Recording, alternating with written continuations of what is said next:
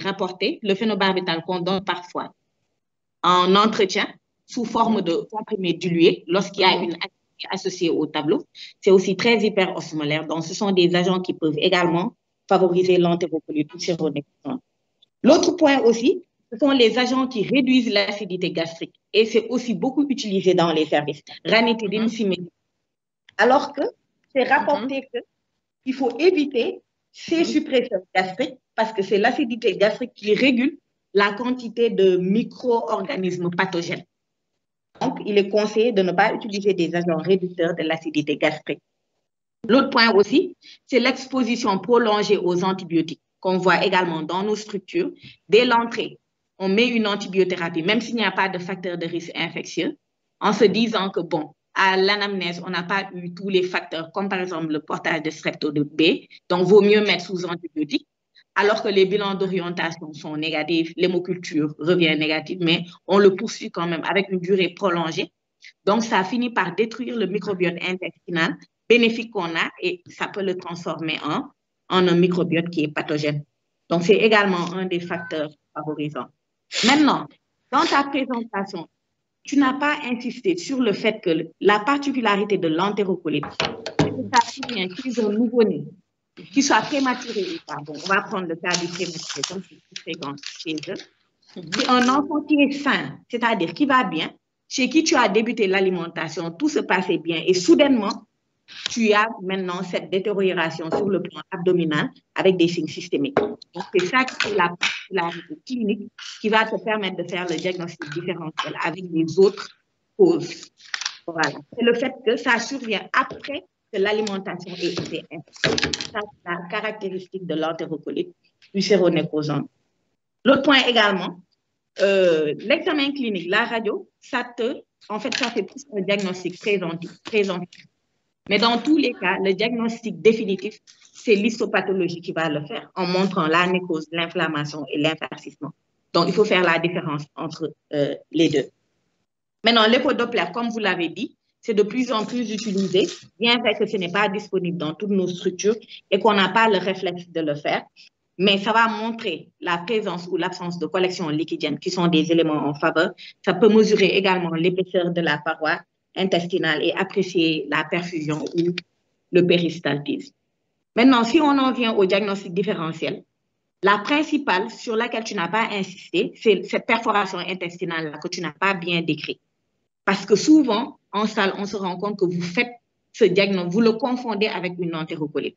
Parce que de préférence, lui, il survient avant toute alimentation. Donc, il survient avant même que l'alimentation n'ait débuté et dans la première semaine de vie. Donc, c'est un nouveau-né qui n'est pas alimenté, qui se détériore brutalement avec un abdomen qui est ballonné, distendu. Et un des signes cliniques caractéristiques, bon, où tu verras plus chez les bébés de carnation très clair, c'est une décoloration bleuâtre de la paroi abdominale qui va différencier un peu de l'entérocolite où il y a plus un érythème, comme vous l'avez dit, avec une induration. Donc, il faut que vous pensiez à cette perforation intestinale spontanée qu'on voit très souvent dans les salles et que vous confondez avec une entérocolite.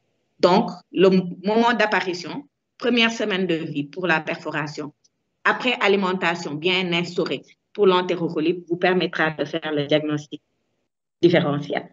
Maintenant, pour la prise en charge, comme on l'a dit, il n'y a pas un protocole fixe. Au moins, tu fais une tri-antibiothérapie à large spectre où tu vas essayer de toucher le maximum de germes possible. Donc, pour cela, si jamais dans les services, il y a des germes des staph multirésistants, il faut penser à mettre la vancomycine. Surtout que c'est l'un des germes les plus isolés dans le service qui sont responsables d'infections nosocomiales. Maintenant, pour la chirurgie, il fallait juste dire que la chirurgie, on le fait si on a un signe en faveur d'une perforation. Et cliniquement, ça va se traduire par le pneumopéritoine que tu vas avoir à l'ASP. Ou bien un enfant qui à l'ASP n'a pas de signe de pneumopéritoine, mais tu vois que lorsque tu fais ta surveillance clinique, il se détériore. Ça aussi, ça doit te faire penser à une perforation. Pour les séquelles, c'est rapporté que plus tard, à long terme, tu peux avoir une altération de la croissance postnatale chez ces enfants qui survivent, due à une perturbation de la fonction digestive, mais également des troubles neurodéveloppementaux. C'est rapporté. Donc, il faut essayer de faire une recherche scientifique pour voir. C'est très rapporté dans la littérature. Maintenant, pour la prévention, comme on l'a dit, c'est, comme vous l'avez dit, c'est faire l'allaitement maternel, débuter avec de petites quantités, augmentation qui doit être assez rapide, mais quand même avec des quantités qui sont infimes, éviter l'antibiothérapie prolongée, comme vous l'avez dit, éviter la suppression gastrique, parce qu'on voit qu'on utilise beaucoup d'IPP dans nos services. La corticothérapie anténatale, il faut insister dessus. Maintenant, il y a un point que vous n'avez pas abordé, c'est la transfusion sanguine. C'est rapporté que la transfusion sanguine, chez un enfant anémie sévère, ça peut entraîner une entérocolite ulcéro-nécrosante. Bon, les données n'ont pas pu montrer une vraie relation causale entre les deux, mais ils disent que lorsqu'il y a une anémie qui est là, qui est sévère, il y a des lésions intestinales qui vont apparaître secondaires à des mécanismes d'hypoxie ou immunologique. Donc, c'est ça qui pourrait faire que lorsqu'on va transfuser, cette transfusion va changer la viscosité, entraîner une inflammation et perturber la perfusion intestinale. Donc, c'est ça qui pourrait être à l'origine d'une entérocolite. C'est pour cela que chaque fois que vous transfusez, l'idéal, ce serait de suspendre l'alimentation pendant la transfusion et juste après. Mais malheureusement, c'est difficile dans nos services du moment où on ne peut pas faire de nutrition parentérale. On fait juste une perfusion glucidique continue.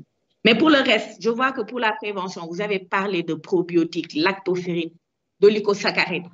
Mais les données montrent que ce sont des interventions qui ne sont pas prouvées. Franchement, la conclusion qui en ressort, c'est que ce n'est pas prouvé. Il y a beaucoup d'études qui l'ont fait, mais la preuve n'est pas bien faite. Donc, il est conseillé de ne pas les utiliser. Donc, c'était mes remarques générales concernant cette présentation. Merci. Merci Dieynaba pour ces très bonnes remarques. En fait, juste pour rebondir sur ce dernier point-là que tu as souligné, en fait, moi, les études que j'ai parcourues, en fait, montrent à chaque fois qu'ils font 2 bras, ils voient qu'il y a moins d'entérocolite